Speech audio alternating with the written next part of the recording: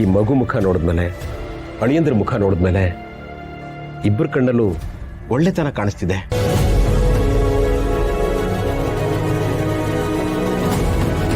ಇಷ್ಟೆಲ್ಲ ನಡೆದು ಹೋಗಿರೋವಾಗ ನಾನು ಈಗಲೂ ಕೋಪ ಮಾಡಿಕೊಂಡು ಎಲ್ಲರ ಮೇಲೂ ಕೂಗಾಡೋದ್ರಲ್ಲಿ ಅರ್ಥ ಇಲ್ಲ ಕಣೋ.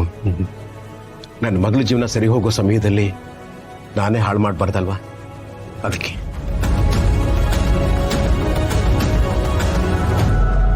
ಅರೇ ಅಳಿಯಂದ್ರೆ ನೀವ್ಯಾಕೆ ನಿಂತೇ ಇದ್ದೀರಿ? ಕೂತ್ಕೊಳ್ಳಿ ಕೂತ್ಕೊಳ್ಳಿ ಅಳಿಯಂದ್ರೆ.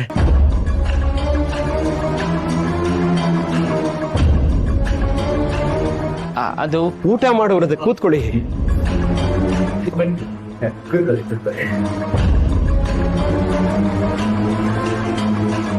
ಕಂದ, ಎಷ್ಟು ಮುದ್ದಾಗಿದ್ಯಾ ನೀನು. ಈ ವಂಶದ ಕುಡಿ ನೀನು, ಈ ಮನೆ ಬೆಳಕು ನೀನು.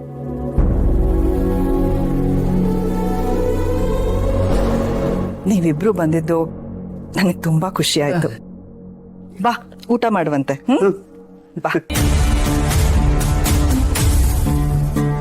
ಕೂತ್ಕೋ.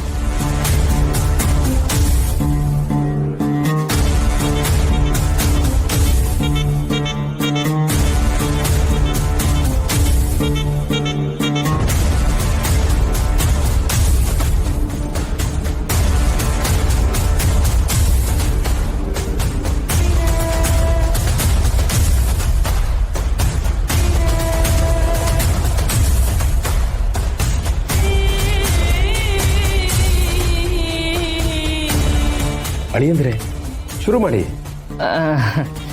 ಅದು ನಿಮ್ಮೆಲ್ಲರ ಹತ್ರ ಒಂದು ವಿಷಯ ಹೇಳ್ಬೇಕಾಗಿತ್ತು.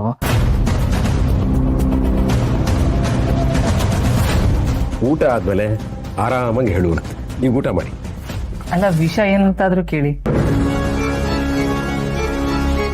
ಅದು ಏನಂದ್ರೆ ನಾನು ಅಪ್ಪನೇ ತಿನ್ನಿಸ್ಬೇಕು.